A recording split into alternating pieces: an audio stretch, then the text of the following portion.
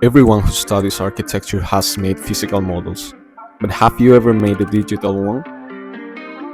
In this video, I'll show you how to transform a 3D model into a wooden and concrete digital model in less than 10 minutes.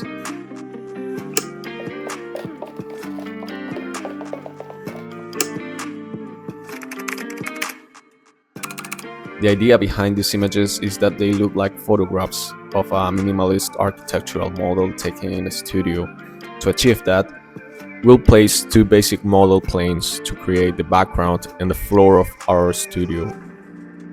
We'll tilt the wall a bit to play with the composition and the shadows.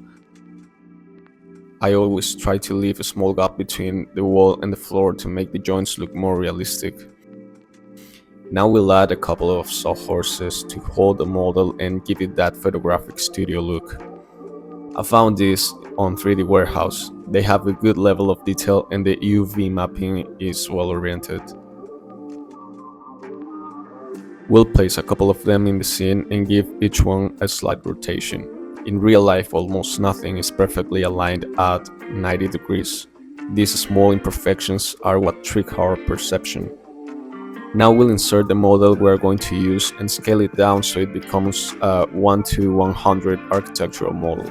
I'm using the real model of a housing project. The only thing I did to turn it into a model was remove the furniture and fill the base of the topography so it looks like it was cast in concrete. The rock geometry comes from a model I downloaded from Polyheaven. They have incredibly realistic nature assets. Now we'll start placing the light sources. Some people use rectangle lights for this type of image, but I want stronger shadows and more focused lighting, so we'll use spotlights instead. First we'll place the general light. It needs to be positioned above and far from the model so it creates a soft effect. We'll give this light a fairly warm value and then duplicate it to create the second spotlight. This light needs to be much closer to the model and it will have a nearly horizontal angle to add more drama to the image. But we need to lower the intensity so it doesn't blow out the render. Finally, we'll add a third light at the back of the model.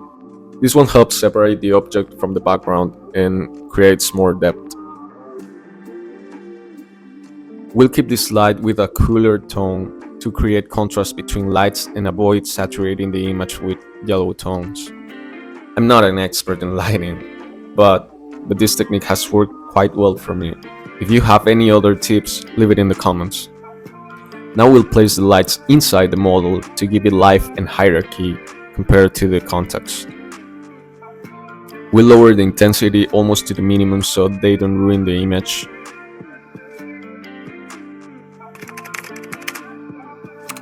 For the effects, the first thing we'll do is completely lower the sunlight. Then we'll activate the LUT and use Fuji Astia 100F. This is my favorite LUT because it gives a cinematic and a slightly desaturated look. If you want to download it, check my video about PVR materials and atmosphere in D5. We'll lower the slope so we can clearly see the camera effects.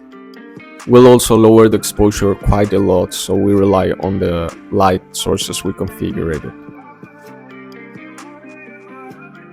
We'll increase the local exposure a bit, raise the contrast, and then slightly reduce the shadow intensity.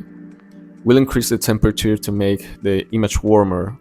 We'll raise the vignette to focus attention on the model and lower the saturation of the image. We'll adjust the view a bit and save this scene so we don't lose the configuration.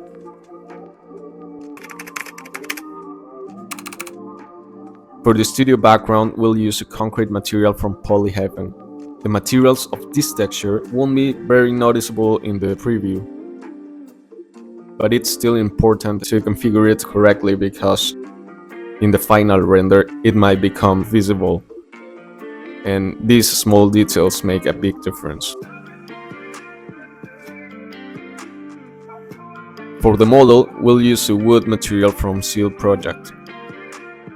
It's important that the wood grain is visible to achieve that real architectural model effect.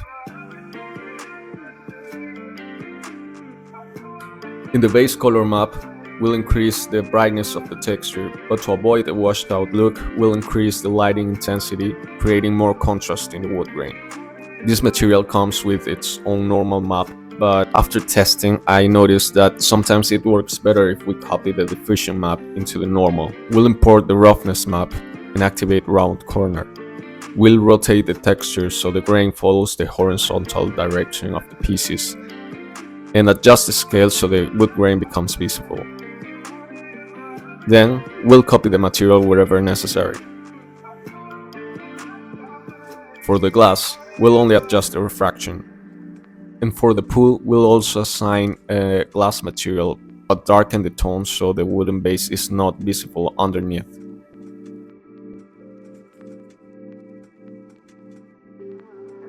For the concrete, we'll use one of the assets from D5. We'll adjust the scale so the material imperfections become visible and it looks more handmade. We'll tweak the roughness and specular values and then copy the material onto the rocks so it looks like a single piece. Here, we'll have to play a bit with the scale to achieve a mapping similar to the rest of the topography. Finally, we'll copy the wood material onto the sawhorses and give an aluminum material to the chains. Usually the topography of these models is made with pieces of wood or cardboard, but personally, I like the monolithic character that the concrete base gives it.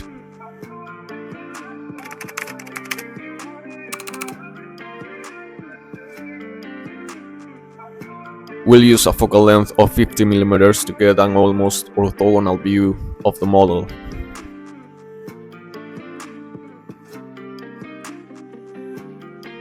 We'll lock the default layer so we don't accidentally move our assets, activate the grid, and start searching for the best views of our model. We'll activate the depth of field to give it that real photography effect and increase the value to the maximum. For these views, we won't activate the 2-point perspective because these photos are normally taken from different angles, and activating it could distort the image.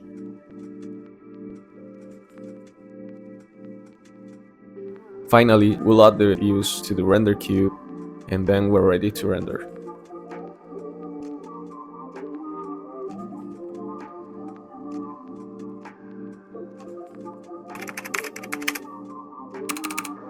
And this is the final result of our digital model. Minimalist, with only 3 materials and made in less than 10 minutes. And if you are interested in the model I use for this digital maquette, in the next video I'll explain the idea behind the project. See you in the next one.